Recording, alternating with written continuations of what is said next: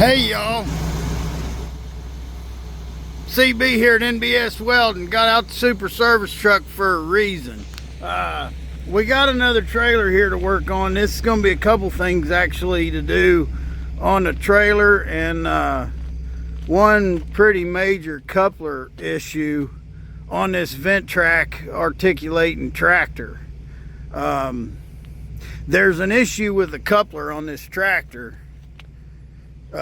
If you messed with a Ventrac, this pin that sticks out is a critical part of the way that an implement goes on the front of the Ventrac unit. And if we look over here, where's the pin? Well, my buddy said it was in the console, so it's not supposed to be in the console. It's supposed to be down here on the tractor. But I don't know if we'll use that pin. We might need a new one. The reason that I have got the super service truck out, even though we're working at the shop, I got the super service truck out because I'm not going to try to unload that tractor unless it's hooked to the truck. You have probably, if you follow the channel, you've probably seen me put a ball on the fork of my forklift and move that. I move trailers around like that most of the time, and moving a trailer around with a forklift works really good. It's easier than moving it with a truck, really. I mean, you're looking right at it and you can make the trailer do whatever. I wouldn't try to unload something like that Ventrac that way. If you're going to unload a piece of equipment from a trailer, you really need it hooked to the truck. And that's something to think about. I've had somebody that's had some issues. I know one guy was unloading a John Deere tractor and he forgot to put his truck in four-wheel drive, and the kind of ramps he had on his trailer, they weren't the landed kind. They weren't the kind that go and hit the ground. And he lifted the ass end of the truck off the ground, and the truck took off rolling and actually crashed it, tore it up. So there's a couple things to think about there when it comes to, I don't know that I would worry too much on flat ground unloading that Ventrac, but if you were unloading an excavator or a backhoe or a skid steer or something with considerable weight, especially if your truck's not very heavy, you know, a pickup truck with nothing in the back of it there's no weight on your rear axle. So if you get a tractor back on a set of ramps at the end of a trailer, pressing down on the back of a trailer, you can lift the rear wheels of your pickup truck right off the ground. And if you're not locked in four-wheel drive, the truck will start rolling. The whole deal will just take off. So in that situation, if you didn't have any weight in your truck, put your truck in four-wheel drive, move the truck a little bit to make sure it's in four-wheel drive, and it wouldn't be a bad idea to put it in four-low. I put the super service truck in four-low a lot of times if I'm hooked to a trailer, just because I'm on a hill. It's easier on the truck. It's easier on the truck to hold that weight on the hill. Like if you're just putting it in park, it's easier on it if you're in low range than high range. But yeah, I want to get going on the Ventrac first, then we'll take a look at the trailer. There's a few things to do on the trailer, but I'm going to get the Ventrac unloaded. We'll get it in the shop and see what's up with it. I think we're going to want to take that mower off there and see what's going on. Let's get it.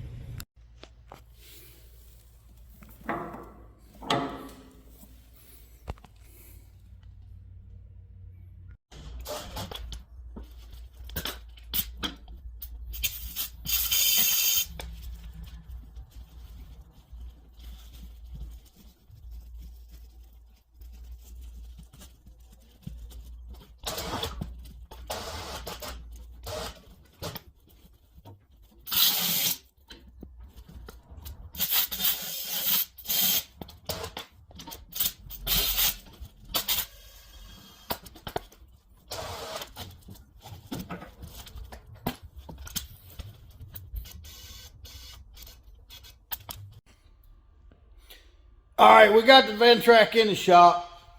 Got her unloaded, brought it in, and disconnected the mower from the tractor. So let's take a look at what we got. The way these couplers work, this bar on the front of your Ventrac, the Ventrac can lift that up and down. I forget how much weight one of these will lift. I knew that at one time, but there's a lever. Those rods, they go up and down. So these bars on a Ventrac fit into the implement like this. And then you got a pin like this, and your tractor has a latch. So there's a lever over here. Let's get to where this lever's at. See, there's your latch on this side, and there's a lever over here for your lock. So if we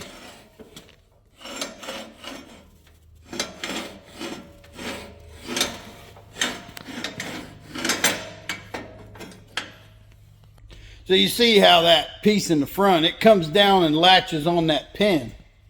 And that's what latches your implement onto your tractor. So here's the issue with this one. The pin on this side is gone. That's caused a problem where I don't know how long they worked it or used it with that pin being gone. And you know, even the guys running it may not know, because if you were just mowing, you know, if that broke off there, you might not know. There's a few things I'm seeing where because that happened, more damage was done than just this pin being gone. These don't look like they're shaped right anymore. This is bent. And I'm seeing it's bent. That fish mouth right there looks like it's opened up more than it should. And then I'm looking down on it, and this bar is bent out. And then I'm looking down on it, and I'm seeing that right there is cracked. So obviously there's going to have to be a pin put on the one on this side. The shape of that fish mouth and the way it fits back into the machine here, that's going to have to be checked out. Because you know, it's not shaped. I don't think either one of them shaped the way it's supposed to be shaped. So we've got the shape issue. There's a pin missing, and the bracket on this side, because it's probably been ran by being held only on one side, the bracket on this other side where there is a pin is bent.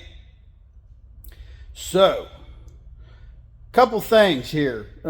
One thing that would be really nice would be if I had a pattern for my old pattern torch to burn out a new plate that was shaped correctly for that. That would be good. The other thing that would be good is if I had worked on a Ventrac before, I had already made a pattern. And when I had worked on a Ventrac before and made a pattern, I'd cut a few extra plates. Because, you know, if you're cutting a couple plates, you just well cut a couple more in case you ever need them. That would be even better. And then what would be even better than that is if I already had a pattern, I'd already cut some extra plates, and I kept my stuff organized enough to find stuff like that a year later or whatever.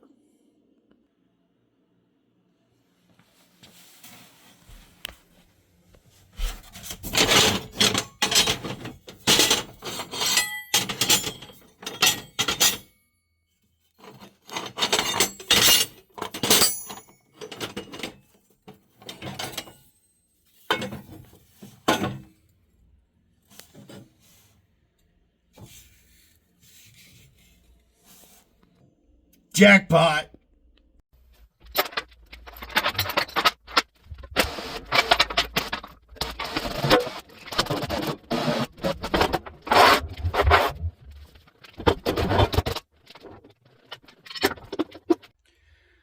Best thing here really is just getting this lifted up where we can really see what's going on and see what kind of problem we're into, because now that this is up on the table and I have something to compare it to, this doesn't look nearly as bad as it did when it was on the floor. I'm actually kind of surprised. But having this to hold up there, knowing this is right, even though we might not need this, we still need this just in comparison. I'll show you what I'm talking about. You know, this looks a little smashed up and whatever. This can be cleaned up with a grinder. But when I put this perfect one up against it,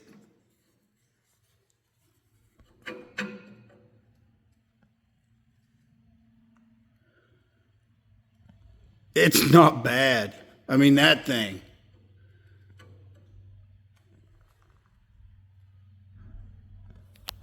It's not out of whack that much. And where it was bent,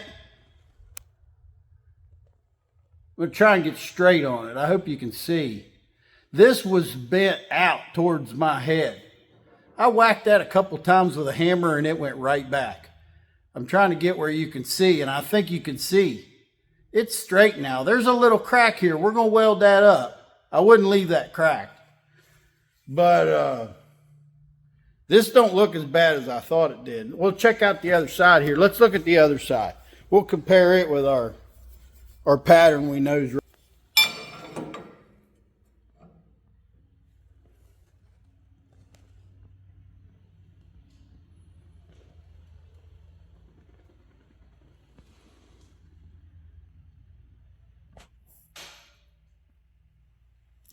I don't see any problem. The problem is, you know, not having the pin, but if I put my pattern on the outside,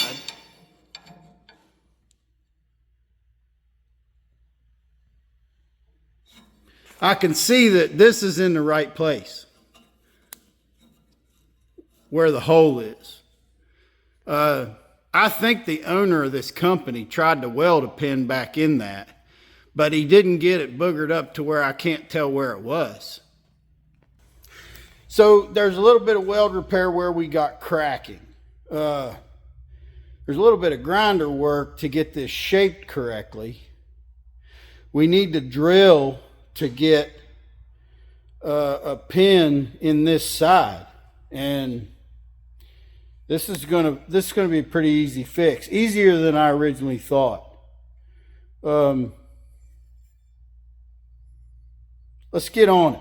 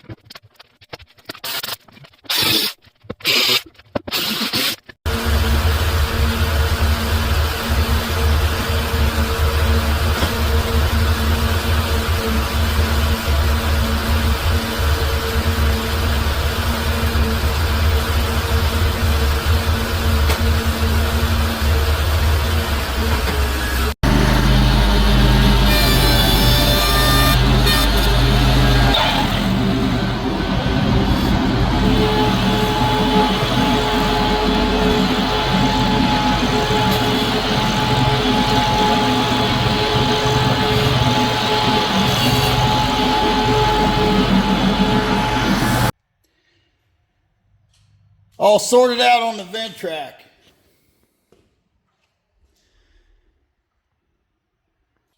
I hollered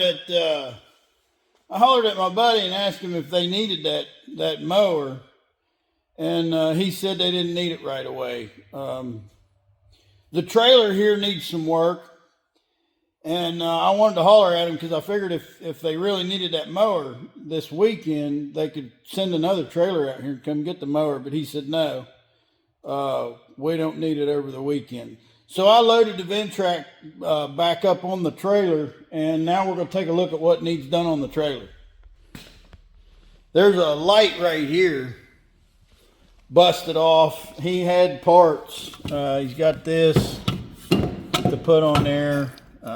This light would go in the end of it, and this would be your stop and turn. So we need to see if those lights work and see if I can put that back on there. Another thing he mentioned was if I could add some bracing to the ramp. They were starting to press through it. And I remember welding on this before. We had patched some of this expanded together. If you look at it, you can see where they really got it drooping down. This is a spring assisted ramp, so I don't think we have to worry too much about making it too heavy. I put it down and back up with the spring assist that's on it, and it goes up super easy. So we could add 4 pieces of angle iron to this, so there was another strut in between each brace, and I think it would still go up fine. And if it doesn't, we can always tighten up on the spring assist. It has this spring assist, and these work surprisingly good. They really do make it easier for a guy to get a ramp put up. And see, you could move this that direction. Obviously, the more that way you move it, the more of an assist you're going to get. You wouldn't want to go too far, or it's not going to go down right. And the other thing I saw is this isn't lined up where you can put a pin in it like you're supposed to, and this is all broken. Busted out. So we need to get some do's and done on the trailer, and then we'll be done with this stuff. I want to show you some stuff with wiring that I've got. This adapter right here, this is something you can buy. I think I got this on Amazon. This will take a DeWalt 20-volt tool battery. And then I wired it on to a plug like this, and this obviously is 20 volt, 12 volt, whatever, DC. And this is an AC plug, but I do what I want. But I got this wire made. See, there's red and black for positive and negative. And I can plug this into this. See, I got this marked positive, negative.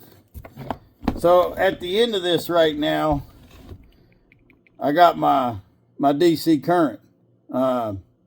I can use that for different stuff. And something I use this for, I also have a plug like this on my transfer tank, my 12-volt transfer tank out there that I pump gas with. I need to put gas in a mower or put gas in a can. I got a 100-gallon transfer tank. This little battery is not a very good battery to run a transfer tank. It'll do it. I like to do it with batteries that are a little bigger. I don't have one of the bigger 5 or 6 amp hour DeWalt batteries on the bench right here. They're in the super service truck, but I've got them, and you can put those on here, and that's a lot of times what I'll use to pump gas out of the transfer tank. And I've got a plug like this on my transfer tank. And here's another thing you can get. This is a DeWalt to Makita adapter. So I can put this adapter on this adapter, and then I can put a Makita battery on my DeWalt adapter, because I've got Makita stuff and DeWalt stuff. And of course, this adapter right here, you can put this on a DeWalt tool and run a Makita battery on a DeWalt tool. There's lots of adapters like that available. The reason I'm showing you this right now is I'm going to be using this to mess with that trailer. If you're messing with a trailer, it's nice to have this. You can go online and print this out. And you can see, if you look at mine, I've had this for a long time. I laminated it. And, you know, this shows you, if you're looking at your trailer plug, this is what it, what wires are what. And if you're looking at your truck, it's going to show you what wires are what. But where this is handy, see, I'm got my trailer plug here in the patented holder mechanism that it came with, and I got my DeWalt battery with the adapter going to the wire I made up, and I've got this set up where I've got the negative on the ground and the positive on the wire that goes to the running lights, and lo and behold, we got running lights. Got them there, got them there. So what I can do now is, knowing that that brown wire right there would be the running lights, I can, you know, I can take these lights and I can hook them up, and I can find out before I do any more if these wires work, because this brown wire should be the running lights. This green wire should be the stop and right turn, and I'll use this DeWalt battery setup, you know, to make sure that that's all cool. And because I don't want to weld that piece on there and then find out them wires are no good. Really, if them wires are no good, it'd be easier to fix the wires now before that piece is in the way. And I may need to extend those wires.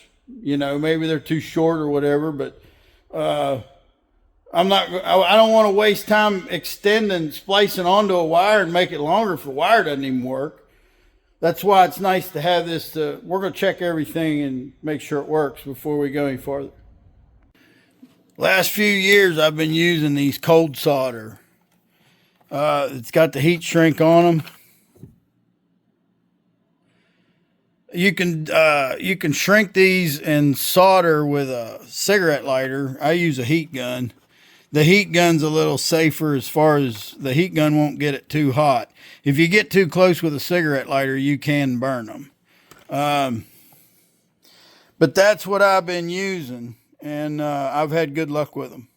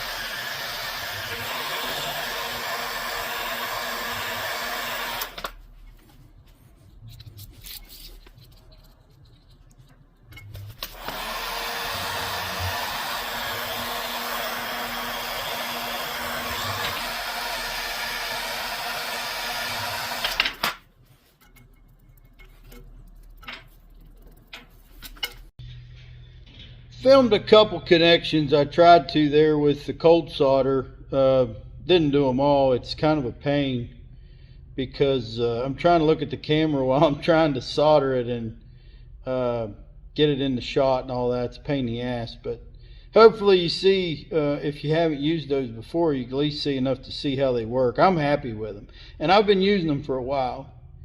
But I want to show you overall what I got going on here. I've extended some wires and then put the light box on, and I ended up doing some welding on the bracket where it was cracked that holds the bracket on the trailer. But I ended up connecting the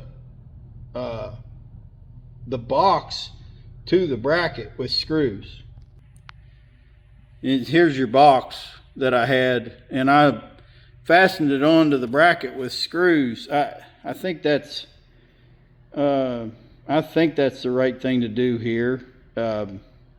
What you got with these wires, you know, your white wire's your ground, and so there's two lights, so there's two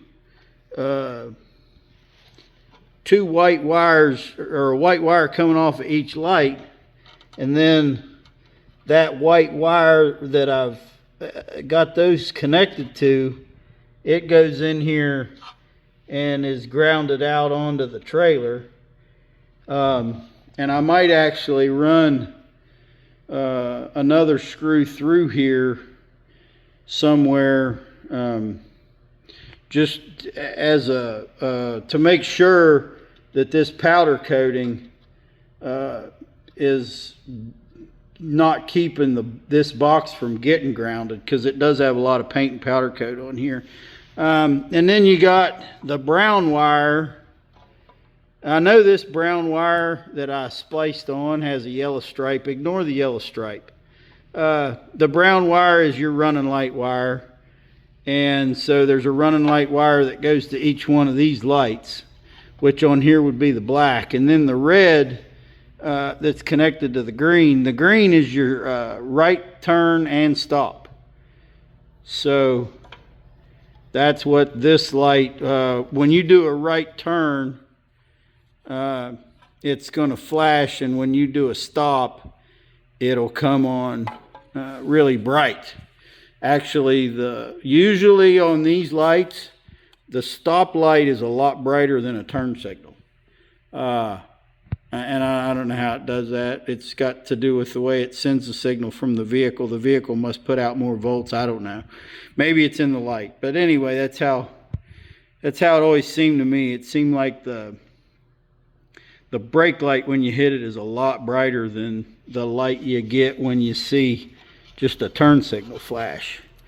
And of course, you got a turn signal flasher in your vehicle. That might be turning the power down a little bit, but we're going to button this up, and this part will be done. Added an angle iron in between every one of those. So there was 3 braces in the center of this thing. Now there's 7. I added 4. I put the ramp down, and I tacked the mesh to the braces several places. This mesh, I'd say this is probably the last hoorah for that mesh. It's been tacked on and patched on before. I'd say on the next go round it just needs cut off and replaced. I don't have a piece of it to put on there right now. But if they ever report back to me that they're starting to have trouble with this mesh on this particular trailer again, I'm probably just going to order a piece. Yeah, I think it's good, especially with the extra braces. I think it's good for now. But they've got their use out of it. Need to check the lights. All right, y'all go ahead to help me out here. Go check these lights. First thing we'll check running lights. How's that? You got running lights? I can't see back there. What? I can't hear you. All right, quit goofing around. Right turn. There's right turn. That'd be right turn and stop. Left turn. That'd be left turn and stop right there. All right, then.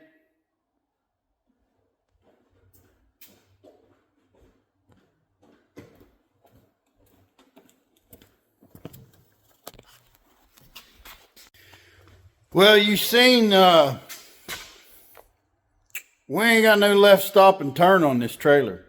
We ain't been working on that. The light we just put on was the other side, but it needs to work. So what I got, my battery rig, I got my battery rig hooked up on the, left turn and stop, which is right here. So I got my positive on left turn and stop, got my negative on the ground, got, I took the light out and I took my battery rig and connected to the light, and the light worked. So the tail light and the running light and the stop and turn on the light work. So I don't have any concerns with the light. Then I got into this. Our yellow wire right here would be, this should be the left turn and stop. This wire. And I disconnected it from here because when I checked it on here, on the connector, I didn't have it. And now I'm checking it on here. Nothing. We got to keep going back. And this wire, I found where, see, it runs up the side of the trailer between the board and under that piece of steel up through there. And then I got it out and I was checking, look right here.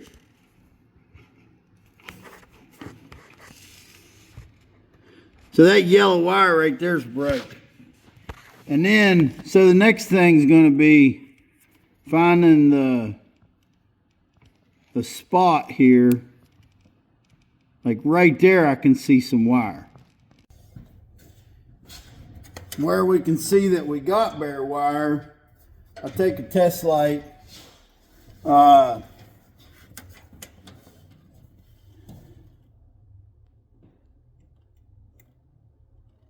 Bingo. So right here's the brake. If I put this back together right here, we're going to have left turn and stop back there at the light.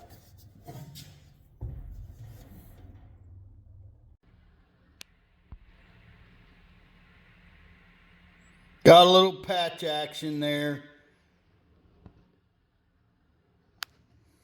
That's what's going to get us fixed up though. I think we're going to have left turn and stop now.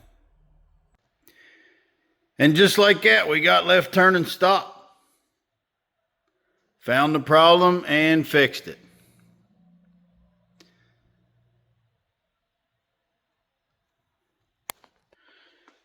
So we fixed up that coupler on the Ventrac. Did some work on the ramp of the trailer. Put the light bracket back on the right side rear of the trailer and fixed the tail light issue with the wiring there on the left side. That's it for this one, guys. Another job dozen is done. I want to thank y'all for watching and learn how to work with what you got. That way you always have everything you need.